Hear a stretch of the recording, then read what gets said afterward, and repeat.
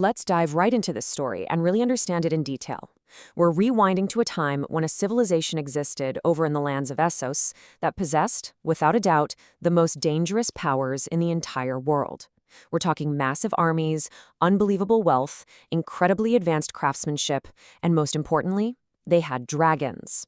Because of these terrifying creatures, they didn't just stay some simple, quiet kingdom. They slowly transformed into an absolute, unstoppable superpower that literally brought all of Essos to its knees.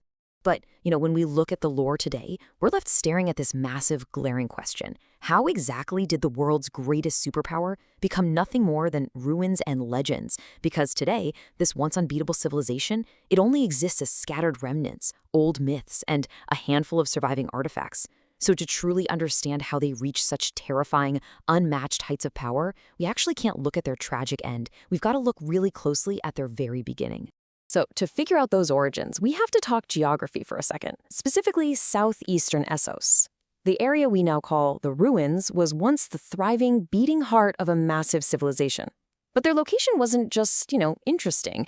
It was incredibly dangerous. This was an active volcanic region. Geological forces were just raging underground, and the center of all this was a place called the 14 Flames. It sounds like a cool name, but its importance to their history is absolutely massive. I mean, think about it. Why would anyone plant the roots of their civilization in an environment where fire is literally burning beneath their feet, especially when there were way safer fertile lands just sitting out there? Well, the answer to that is completely hidden right there in the fire itself. You see, fire doesn't just destroy things. With fire, humans can shape metal, forge weapons, create tools, and completely supercharge the development of a civilization. These early people slowly figured out their extreme environment. They didn't just survive the heat, they actively harnessed that dangerous volcanic activity to pull out incredibly valuable minerals and rapidly advance their metalworking and mining skills.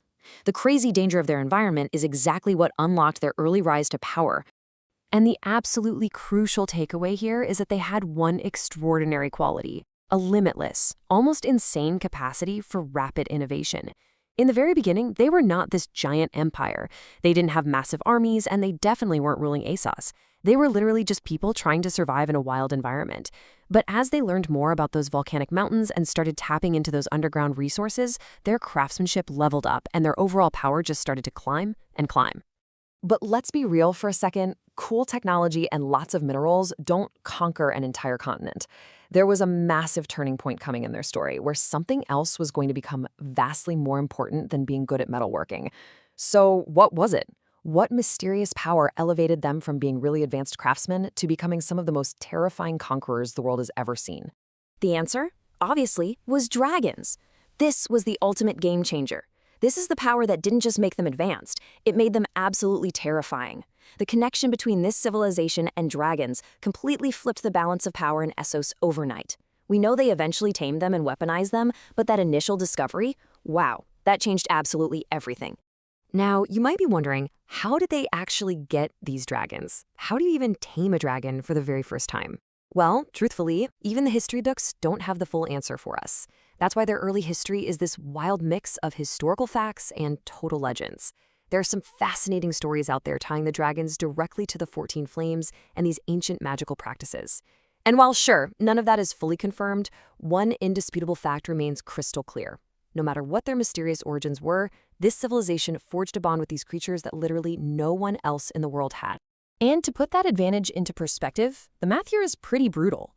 One single dragon is vastly greater than 1,000 soldiers. Taming a dragon wasn't just about controlling some giant, dangerous animal. It was about holding absolute, unchecked power. Out on the battlefield, a single dragon could unleash a level of utter devastation that hundreds or even thousands of traditional troops just couldn't even dream of achieving.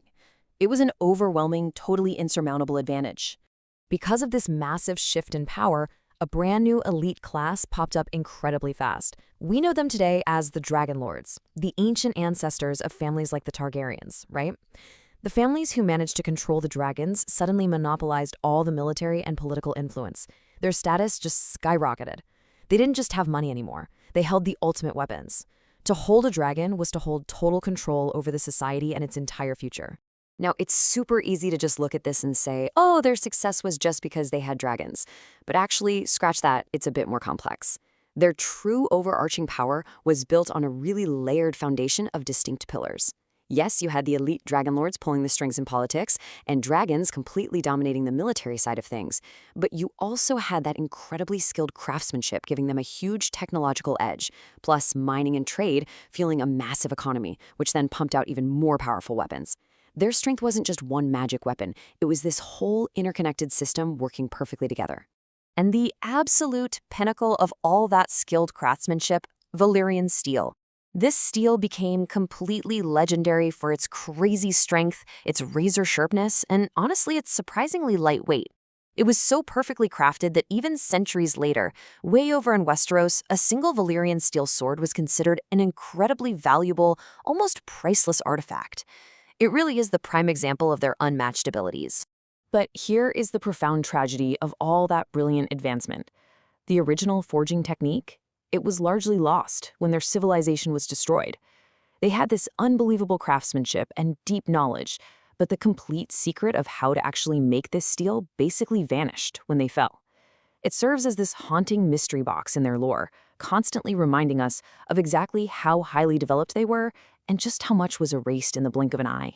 So as they're growing more and more powerful, their political system evolved in a super unique way. Unlike Westeros, which operates on a pretty simple monarchy setup, they established what's called the Valyrian Freehold. This wasn't ruled by just one single king. It was governed by those elite dragonlord families we talked about. Just imagine the terrifying reality of this for a second. A civilization where the ultimate political power and the control of flying, fire-breathing weapons of mass destruction are held by the exact same group of elites. When any civilization piles up this level of extraordinary power, naturally, they're going to start looking beyond their own borders, right? They had amassed incredible wealth, built these massive armies, constructed giant fleets of ships, and of course, they had dragons dominating the sky. They weren't just a group of people surviving around the 14 Flames anymore. They were a bona fide global force, and this immense accumulation of power naturally pushed them to look outward and expand. And that immense drive to expand meant they were bound to run into someone else eventually. Their eyes turned to a region of Essos where a powerful civilization already existed. Enter their first true existential threat, the old Empire of Gis. Now, backed by massive, disciplined shield walls and these towering pyramids, this was no small tribe. This was a deeply established, ancient, and very ambitious empire that was definitely not about to just step aside. So now, look at the board. We've got two massive superpowers emerging on the continent, completely on a collision course. On one side, you have expanding Valyria, armed to the teeth with magic and dragons. On the other, you have Gis, backed by deep ancient culture, huge ambitions, and massively disciplined armies. Up until this point, there had been enough distance between them to keep the peace. But with Valyria's relentless expansion, that distance was shrinking rapidly. A collision was absolutely inevitable. Honestly, both civilizations likely had no idea of the true scale of what was about to happen. But one thing was for sure, when the dragons of Valyria and the massive armies of Gis finally met on the same battlefield, the old balance of Essos was going to be shattered forever. On one side, devastating fire raining from the sky. On the other, thousands upon thousands of hardened, disciplined soldiers.